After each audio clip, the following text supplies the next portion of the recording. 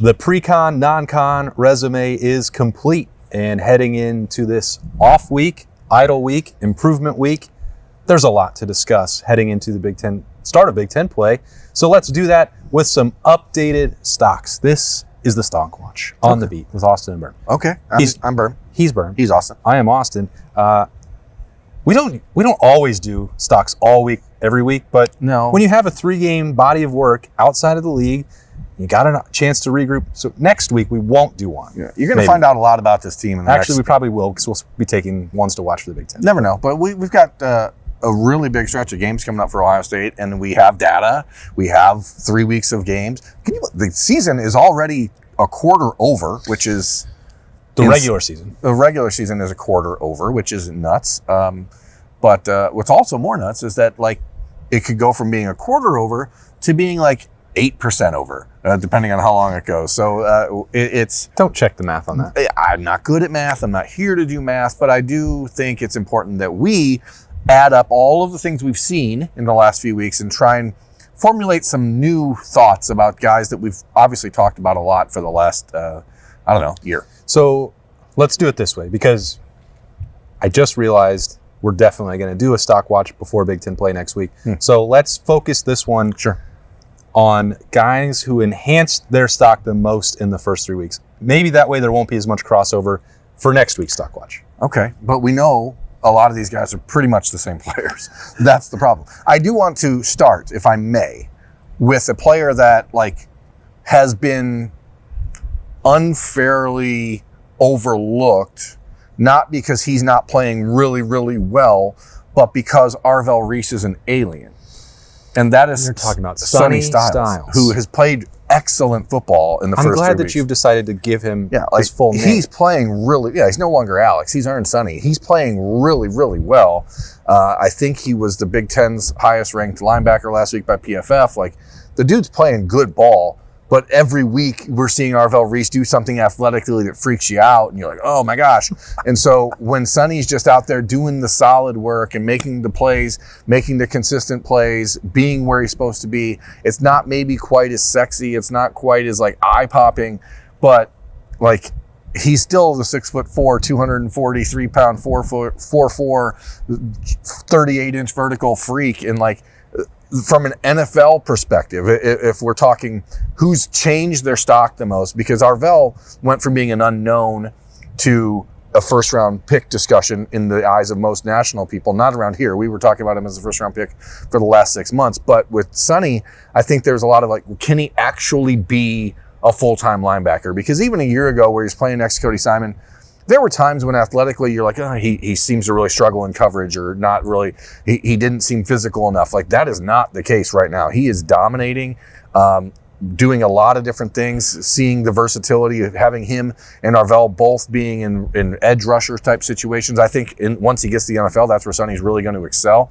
To me, the stock is way up on him. I'm not saying that he's going to be a Buckeyes finalist like I believe Arvell will be because of all of the splash plays and things that Arvell makes. But Sonny's playing great. And you couldn't do all the things you're doing with Arvell if you didn't have the rock in Sonny there to be the stabilizer. Does that make sense, America? I think it's kind of crazy that for everything that you said, and that you just get freaked out by watching Arvell, that isn't happening for some of America with Sonny. Because you're not being asked to do all those same things. I know, that's the challenge. I guess he is, in a lot of ways, I think, being taken for granted for how valuable he is. And the same thing happened to Cody Simon last year because of Sonny Styles. And so as I'm watching and keeping that in mind, for starters, again, it is worth reiterating what James Laurinaitis has done to elevate the recruiting profile and the development of the linebackers, that you can say Arvell Reese is here and he's suddenly blocking out the sun from someone as critical to Ohio State's success as Sonny Styles is wild. And then you have Peyton Pierce getting more involved every week, and we saw what Riley Pettijohn did in his first opportunity 2 weeks ago against Grambling. Oh, there's Sonny. Yeah. And I did not plan this because he's standing over there. Yeah, I didn't know he was over there. I thought it might be the case because I did see Sonny over there. But that part is wild. So give credit to them. Also give credit to Arvell Reese and Sonny Styles for taking that coaching and the opportunity in front of them very seriously, and then understanding what Matt Patricia wants to do with them. All these things can then be true. I want to, is a long-winded way of saying Sonny deserves a lot more attention that he's getting, and that's fine because I don't think he wants that credit. No, but there's also an unselfishness to his game and his personality that I think like deserves a little bit of like good job, because he could have gone into this season thinking, okay, I'm going to be an NFL guy next year. I need to be the splash player. I need to be the highlight guy. And I don't think he cares about that. He's just out there doing what he's supposed to do. He's in the right spot. He's making the routine play routinely.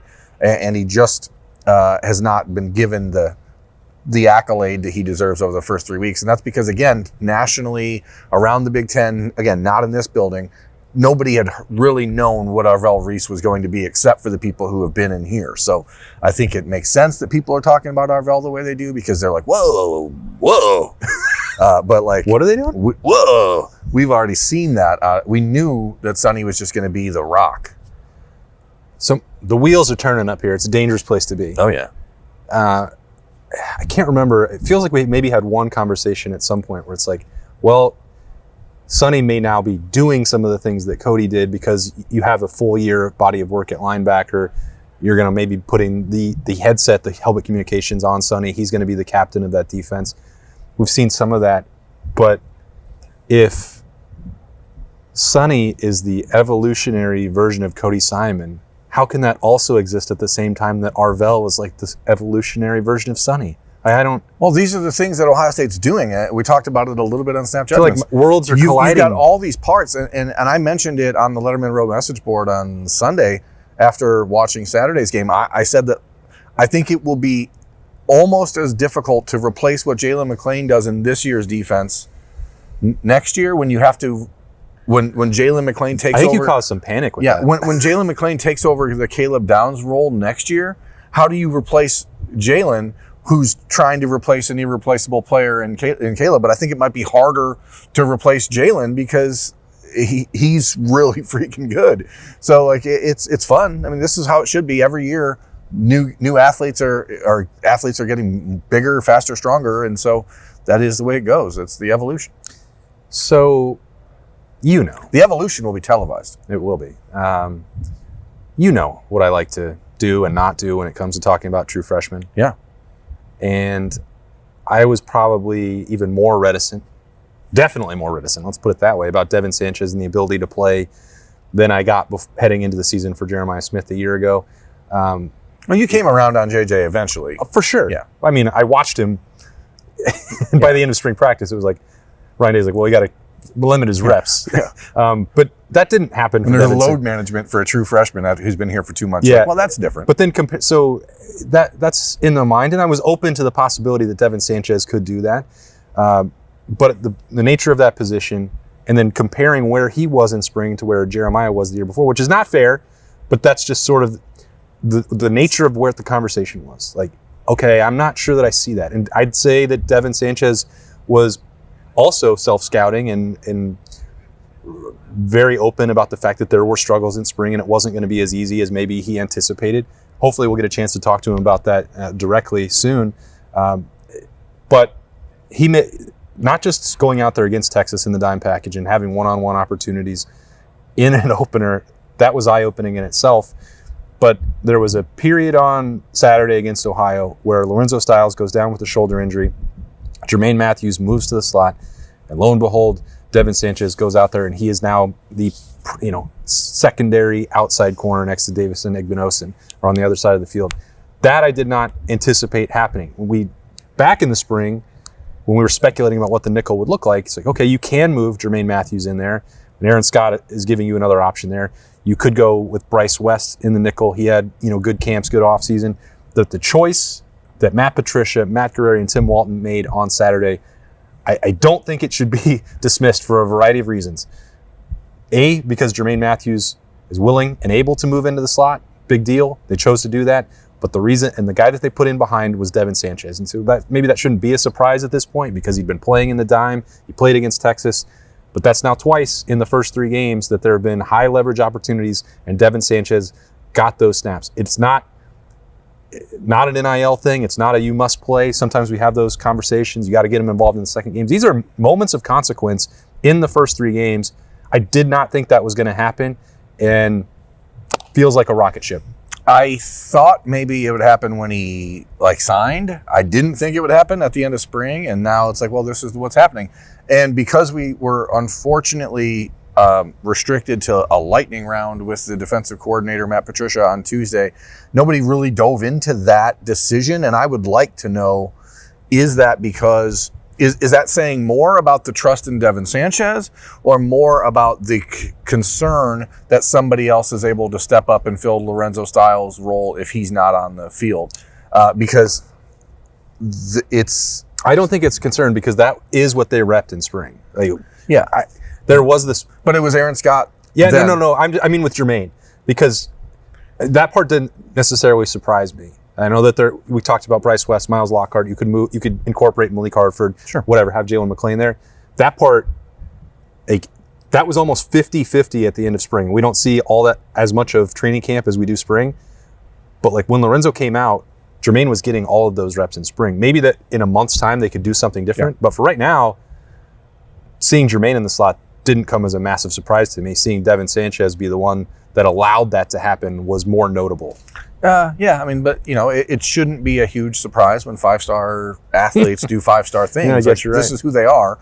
And again, it's not a knock. Do stars matter? They do. It's not a knock on Aaron Scott, who is a very highly ranked player in his own regard. We have not seen Devin Sanchez in those moments make big plays, but he hasn't made big plays that are bad either. So it's a nice steady climb. And I said it before the season, the conversation about Devin as the Jeremiah Smith on defense was never going to be fair, because Jeremiah Smith gets the football all the time. Sure. And so the wide receiver, you can make him a star. Devin Sanchez is not going to be a star unless people try to go his way and he makes a play. But from an Ohio State perspective, they just have to be thrilled that he's physical enough to be out there. He's not shying down. Devin has never been shy on confidence at all. But now the opportunity to go out there and prove, hey, I belong, that's not going to slow down. There's been a ton of conversation in the last 10 days about Bo Jackson and his role. Devin is fortunate that he's not in a position where if he plays, it means something really bad for anyone else. It's just hey, there's an opportunity to make the defense better. If Jermaine Matthews is in the slot, it might be a better defense. Now, doesn't help, I think, what we saw later in the game on Saturday when they weren't in the dime situation and you just had Jermaine and Davison, and then you had Malik Hartford out there at safety in Lorenzo's spot. We haven't seen Jermaine being put into that role like last year, where we would see Jordan Hancock drop into the deep safety role. That does not appear to be as fully encompassing. Mm-hmm. In the Jermaine Matthews moving to slot role does not seem to be quite as thorough, but when they're in the dime or nickel, it makes perfect sense. Yeah. And also stock up on Jermaine Matthews, because I'll never miss an opportunity to grab some, no matter the cost. Yeah. And he's going to enjoy it. He's going to have a good time out there. So we'll see. I don't know that we should have expected. I don't want to talk too much about freshmen, because they're still not going to. We still don't know what type of role a guy like Nate Roberts is going to have the rest of the season. Once Bennett Christian's back, he's the starting fullback. He is the starting fullback. That's clear. But once Bennett Christian is back against Washington, which Ryan Day said he'll be fine. Mm-hmm. The expectation, obviously, is that Lorenzo Styles will be as well. So don't know what that means, but the continued growth of the tight end position, which is normally your bread and butter, I don't think can be ignored. These guys are making themselves invaluable, and it's pushing guys like Jelani Thurman to continue to improve. Max Clare, what he provides, what Will Kazmarek, the whole group is really, really special. But there's of all the positions where a freshman makes an impact, it never happens. That would have been the last place that I projected. And because do you know why? You have to be able to block a defensive end. Yeah. You have to be able to catch like a receiver. Uh-huh. And you have to be able to run block and pass protect all at the same time. And he's doing it. And I don't know where that goes from here, but Nate Roberts has made himself into guy where Bennett Christian's out on Saturday, and the first text message I get is from someone saying, "Oh, tight end 3 today is Nate Roberts," and I'm like, "Well, interesting." But now, what does that mean down the road? Who knows? But it is encouraging to see Ohio State, and it's something that Adam King said on Talking Tuesday on the beat with you, Austin, is that this program seems more and more willing to just play the guy who's the best player. And Nate Roberts is the highest ranked Ohio State tight end since Jeremy Ruckert on the recruiting front, and now he's showing up and showing out. So he deserves a lot of credit. And again, not just for like learning his position, but coming in here and doing something totally different to make himself valuable. Like Brian Hartline did a great job on Tuesday talking about his desire for Brandon Innis to do something better than the guy next to him, and how the room and the philosophy of the wide receiver room is separate yourself, make yourself a difference, do something that other guys can't or won't or haven't done yet. And Nate Roberts is doing that. Yeah, and look, I want to reiterate, Brandon Innis is doing that too. Yeah. Like now, could that require some sort of change on special teams? Of Well, course. yeah, no one's catching the ball in the punt. So it Because doesn't I matter. don't want to talk about another set of issues on special teams on Stockwatch, because I feel like I'm doing that too much, and I've been doing it for a decade, and I'm losing my mind. I think that I would like to do a poll, informal. Who is more frustrated hearing you talk about punt returns, you or America? I'm tired of talking about it. If they're more tired of hearing me talk about it, then something must be done. Something's wrong. So are you taking Brandon Innis? What's your? No, what's I want to encourage holding on Brandon Innis. I don't think that. Yeah, don't give up on Brandon Innis in this offense. Like, there's a role. So I just think I'm more confused by the criticism, because I've been asked about it, hearing it, seeing it a lot more, and no receiver wants to go through a game and wind up with 0 targets. And there have been, maybe the punt returns and the issues there have exacerbated that conversation about what his role is on offense, or if he's not been explosive enough. That the 28-yard punt return showed that he still has that athleticism and the speed and the elusiveness. There have been other opportunities where Ohio State has got him involved in different ways. And the number that I looked at, and it's not, you can make whatever stat you want to fit whatever narrative you want. If you're going to be the third target in Ohio State's passing attack, which Brandon Innis is, and I think he still is. I mean, you have pointed out that the tight ends have taken a step up and running backs have been involved. Like, I still think that Brandon Innis over the course of the year is going to be more involved than Max Clare or Will Kazmarek. Maybe I'll be wrong about that, but I still think that's true. But even if we just say the third wide receiver, which he's definitely that, there were 5 games last year where Carnell Tate had 2 catches or fewer, 2 or 1 catch. That's just the way it works. And Jeremiah Smith had 1 catch in the national semifinal. But and that can be determined by the game plan, which I think is important to keep in mind. Like, Brandon Innis had 3 catches and 2 catches in the first 2 games. You look at 5 over 3 games. If one of those is a touchdown against Ohio, would we be having the same conversation? I posit that we probably would not. But all the other things that Brandon Innis does, and I can understand if people want to see more explosiveness from the slot, or they want to see the bigger plays, and that would validate some of the way that you and I have both talked about Brandon Innis. In terms of statistical production, he has not looked like the number 1 wide receiver in the country like he was coming out of high school as a recruit. But in terms of actual value inside this building where we're standing right now, there's no loss of confidence, faith, desire to get him involved in any way whatsoever. He's going to continue to block when he's not getting the football. He's going to continue to run routes. There's going to be opportunities where Julian Sayin does see him break free the way he did in the red zone on Saturday against Ohio and hits him for an easy touchdown. And there's going to be games when he's simply not going to be a factor in the passing attack at all. That's okay. Yeah. It's not an indictment of his ability. Well, Brian Hartline on Tuesday said you could have 11 catches and a bunch of missed assignments, and it's not good football. So Brandon Innis, the stat line he gave was pretty specific to a player in the game on Saturday. I didn't actually hear the number he said. So I'm wondering if is it a no accident situation? Because I'll have to go back and listen to the tape. But check the tape. Cut that tape. Most coaches don't say things by accident around here. So we've got a couple buy stocks. We got a hold stock. I'm holding, yeah. This is not a stock play so much as a stock discussion. How much stock are we putting into the discussion about the stock of Taiwan Malone? Because Ryan Day on Tuesday did not shy away from praising Taiwan Malone and what he accomplished in his time on the field on Saturday. Said he graded out as a champion. So it is. I'm stumbling over this because I'm not sure the best way to say it.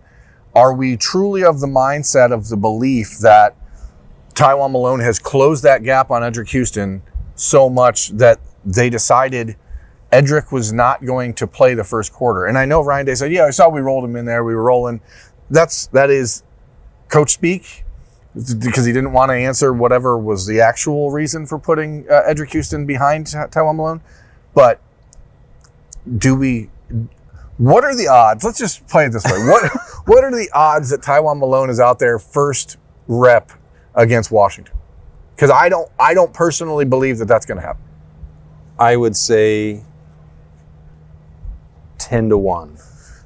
But it is also hard to ignore that. Okay, so what is our stance on this show? There are no accidents. Okay, if we're going to live by our mantra, and Ryan Day is saying that Taiwan Malone graded out as a champion, then we have to say that he has potentially put himself to earn that opportunity. The reason that, so you're taking the comments, but we're also going to have to use our eyes. In the third quarter, when they went back out there with the starting unit, who was out there? When it was 13-9, who was out there? Edric Houston and Caden McDonald. Right. So I would be still surprised if they did that again. We don't know whether it was related to the penalties against Grambling, the 2 offsides penalties that Edric Houston had, some other internal matter. I don't know. I'm not going to speculate on it beyond that. Those are there are only 3 options. It's that they are really convinced that Taiwan Malone is pushing.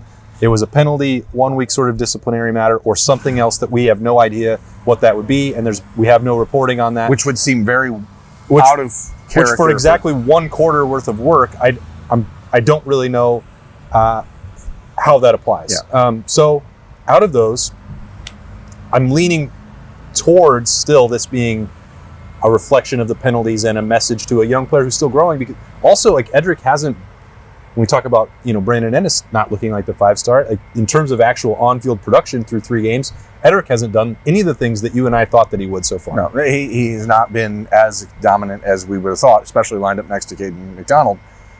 But the silver lining here is that if Taiwan Malone is taking that opportunity and elevating himself, then great. Then it's really good for everyone. It just, to me, I don't want to, I'm sorry to interrupt, but the coaching staff and the no accidents part, we're living by that. When I'm watching it, it feels like teams are specifically seeing with 95s at the game, and that's where they want to run. And maybe I'm focusing too much on the negative and not the rest of the other snaps, but when there's been success and there's been conversation about Ohio State's rush defense, it feels like that there's been a correlation. Yeah, well, this is one of the challenges now that Ohio State doesn't publicly release the champions every week like they used to, because we don't know where Edric Houston has been in the grading situation.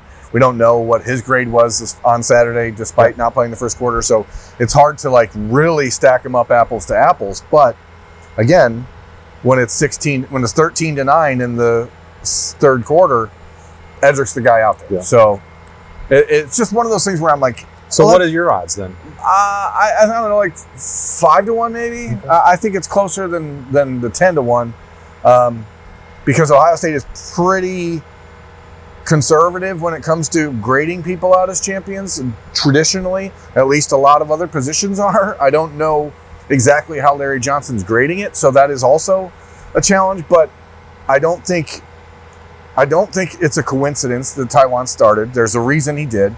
But the fact that he then went and graded out a champion is a positive. Yeah.